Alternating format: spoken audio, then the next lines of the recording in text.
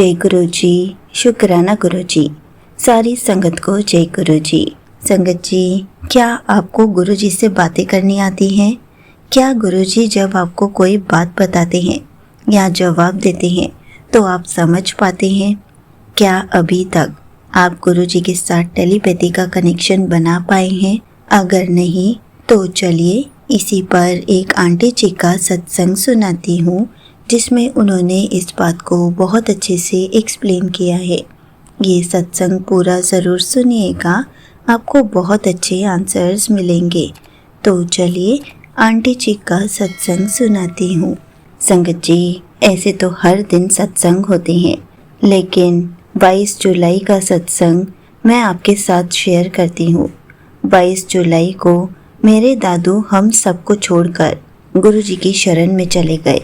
दादू के जाने से 2 दिन पहले मुझे गुरु जी का सोशल मीडिया पर मैसेज आया था कि तू रोना बंद कर, उदास मत हो, तेरे परिवार का वो शख्स मेरी शरण में है। मैं यह सोचने लगी कि मुझे ऐसा मैसेज क्यों आया।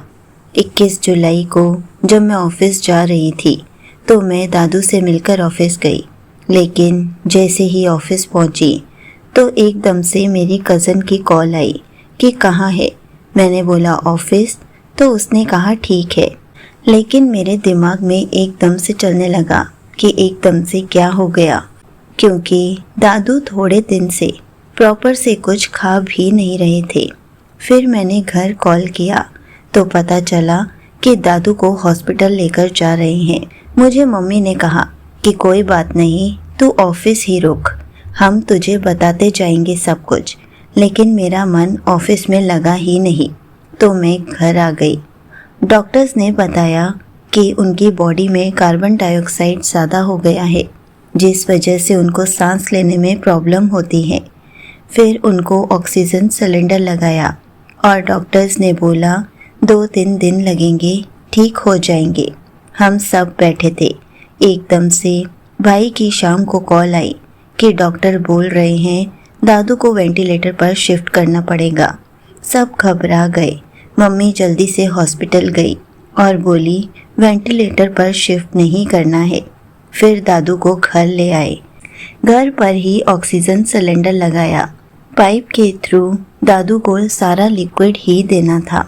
स्टिल जो लिक्विड देते थे मैंने जल प्रसाद डाल के दिया, और दादू को माउथ के थ्रू पानी देने के लिए भी मना किया गया था। स्टिल मैंने स्पून से उनको जल प्रसाद पिलाया और दादू को ये कहा आपने ठीक हो जाना है। और मैंने गुरु जी से ये कहा प्लीज़ मेरे दादू को 3-4 साल और लाइफ ब्लेस कर दो, और ये भी कहा बाकी जैसा आप चाहोगे।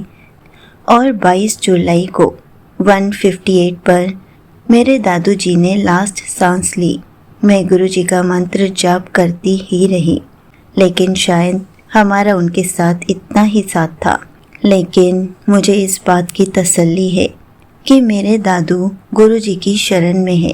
पूरा दिन बारिश होती रही, लेकिन जब उनको ले जाने की बारी आई तो मौसम बिल्कुल साफ हो गया और उनका उठाला हमने गुरुद्वारे में किया। एकदम से मेरे माइंड में आया तो मैंने घर पर कहा कि हम वहाँ करेंगे। शायद गुरु जी ने ही मेरे माइंड में ये थॉट डाला, और 25 जुलाई को हुआ भी वही, यानी कि 2 + 5 = 7। 7 नंबर गुरु जी की ब्लेसिंग्स।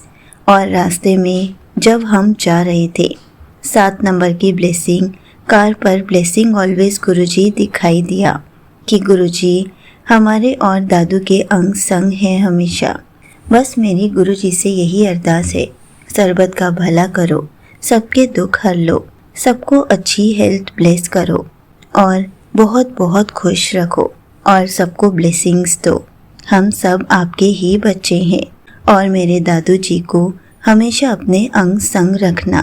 यहीं पर आंटी जी का सत्संग समाप्त होता है। संगत जी, मैं गुरु जी से यही अरदास करती हूँ कि गुरु जी आपके और आपके परिवार को इतनी शक्ति दें कि आप अपने इस लॉस से जल्दी से बाहर आ सकें, और गुरुजी आपके दादू जी को हमेशा अपने चरणों में रखें।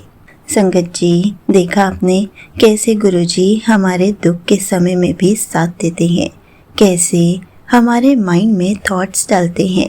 इन्हीं सब को तो टेलीपैथी कहते हैं। कैसे गुरुजी पहले ही मैसेज देकर हमें सब कुछ पहले ही बता देते हैं। हमें बस गुरुजी की बातों को समझना आना चाहिए, कनेक्ट करना आना चाहिए, क्योंकि गुरुजी हमसे बातें ज़रूर करते हैं, हमें सब ज़रूर बताते हैं, बस हम ही सही से समझ नहीं पाते। जिस दिन हम गुरुजी की टेलीपैथी को समझने लग जाएंगे, उसी दिन से गुरुजी हमसे बातें करना शुरू कर देंगे। तभी तो कहते हैं गुरुजी की टेलीपैथी को समझना सीखिए, क्योंकि गुरुजी हमसे सत्संग के थ्रू, पोस्ट के थ्रू और ना जाने किन किन बातों के ज़रिए हमसे बातें करते हैं, हमें हमारे सवालों के जवाब दे जाते हैं। जय गुरुजी, शुक्राना गुरुजी।